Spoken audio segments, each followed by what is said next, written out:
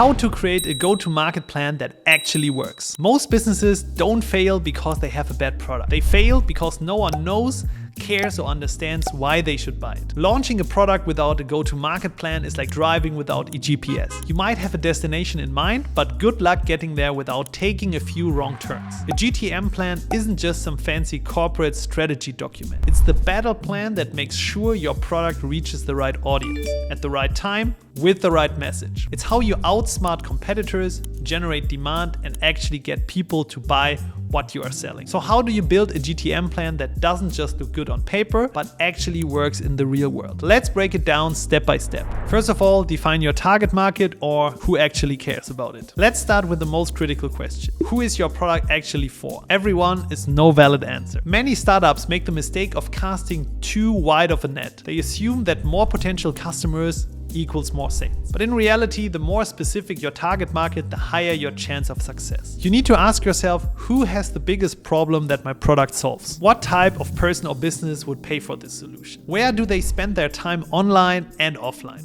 What alternatives are they using right now? For example, if you are launching an AI-powered copywriting tool, your audience could be freelance copywriters who want to speed up their workflow, marketing agencies that need scalable content, or e-commerce brands looking to automate product descriptions. The more specific your niche, the easier it will be to craft a compelling message, choose the right marketing channels, and close more deals. Instead of being just another AI tool, imagine if you positioned yourself as the #1 AI writing assistant for real estate agents, the best AI blog generator for small businesses, or a content tool that helps podcasters turn episodes into articles. See the difference? A clear niche makes your product 10 times easier to market. Don't try to sell to everyone. Focus on a specific group with a pressing need. The tighter your niche, the faster you will gain traction. Second off, craft your value proposition. Why should they care? Now that you know who you are targeting, the next thing you want to do is to make them say, I need this right now. This is where your value proposition comes in. The one-liner that instantly tells people why they should care about your product. A great value proposition is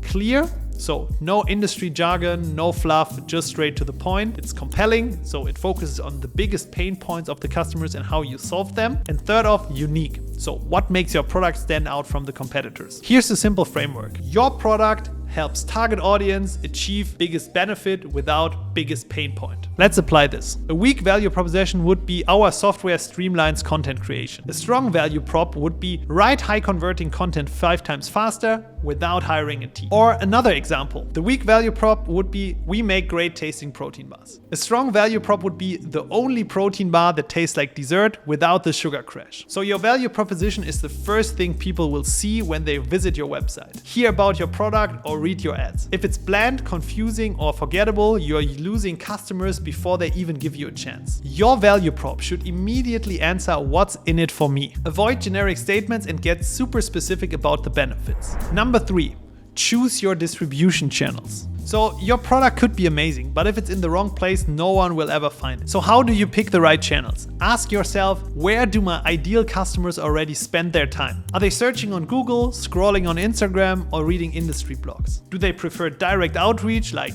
cold emails or LinkedIn, or passive discovery like SEO and ads? So if we are thinking about different business types and their common GTM channels, we have, for example, B2B SaaS or enterprise software. Here we are mostly doing LinkedIn marketing, networking, but also cold emails, outbound sales, and can be also stuff like webinars, case studies, and white papers. And ultimately, SEO and content marketing is always a good thing to do. For e-commerce or D2C brands, it's mostly Instagram or TikTok ads, influencer partnerships, or email marketing and retargeting. So most of the time you are selling through Amazon, Shopify, or your D2C, so direct to consumer website. If we are talking about mobile apps and consumer tech, it's mostly App Store optimization, paid social ads, partnerships and referral programs, influencer reviews, and UGC campaigns. So instead of trying every channel that I just mentioned, focus on 2 channels that drive 80% of the results. So if you are a B2B SaaS startup, you might focus on LinkedIn outreach for networking and brand awareness, and cold email campaigns for direct sales. And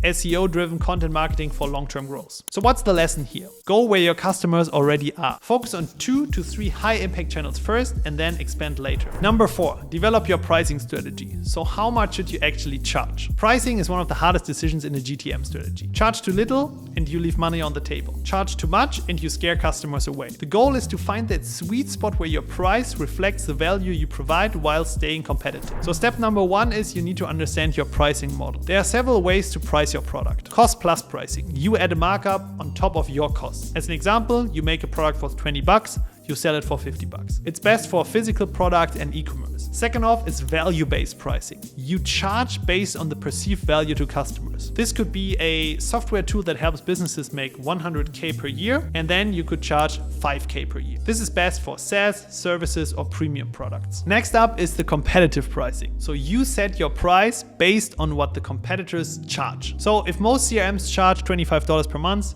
your price should be similar. It's best for very, very crowded markets with little differentiation. And then we have the freemium and subscription model. So you can offer a free version with paid upgrades. Examples would be Spotify Free versus Spotify Premium. Step number 2 would be consider your customers' willingness to pay. Pricing isn't just about cost, it's about perceived value. You need to ask yourself, how much is my solution worth to my customers? What would they pay to solve this problem? And how does my price compare to competitors? If your software saves businesses 10 hours a week, how much is 10 extra hours worth to them? If your AI tool replaces a 50K per year employee, could you charge $500 per month instead? And then third up, test and optimize. Pricing isn't permanent. You can always adjust. Try A/B testing different pricing tiers. Offer discounts to early adopters or run surveys to see what customers expect to pay. You should base your price on value and not just cost. And then ultimately, it's about testing different pricing models to see what works best. Number 5, plan your launch strategy. So how to get attention fast. Your launch can make or break your GTM success. A bad launch means crickets, a great launch, explosive growth. Step number 1 for that.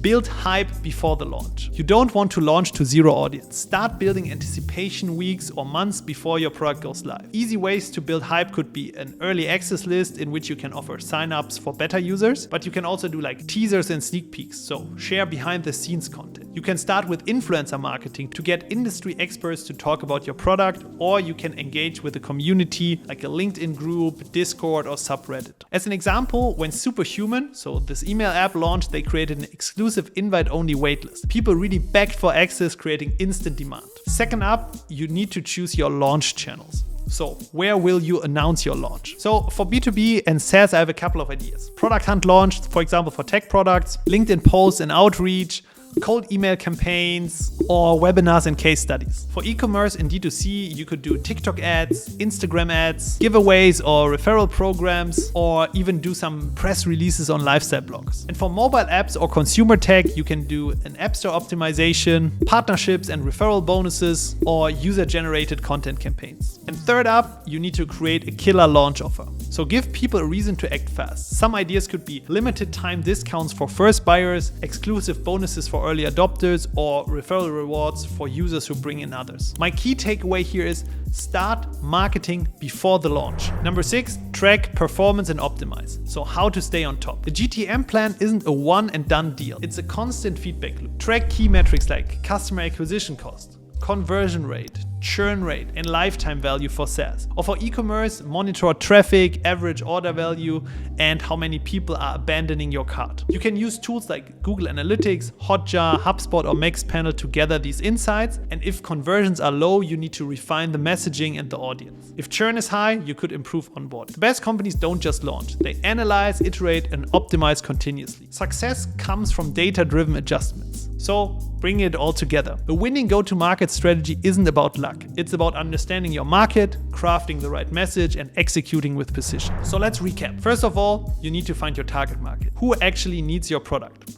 Second off, craft a killer value prop. Why should they care? Then you need to choose the right sales and marketing channels. So in the end, where they will reach you. And ultimately then you need to set the right price. So value-based, competitive, or freemium. And if you want to launch like a pro, you need to build up a hype and make an irresistible offer. Last but not least, track and optimize. So analyze results and refine over time. If you get these steps right, your go-to-market plan won't just be a document, it will be the roadmap to real business growth. Now, go out there and launch like a boss. See you in the next video.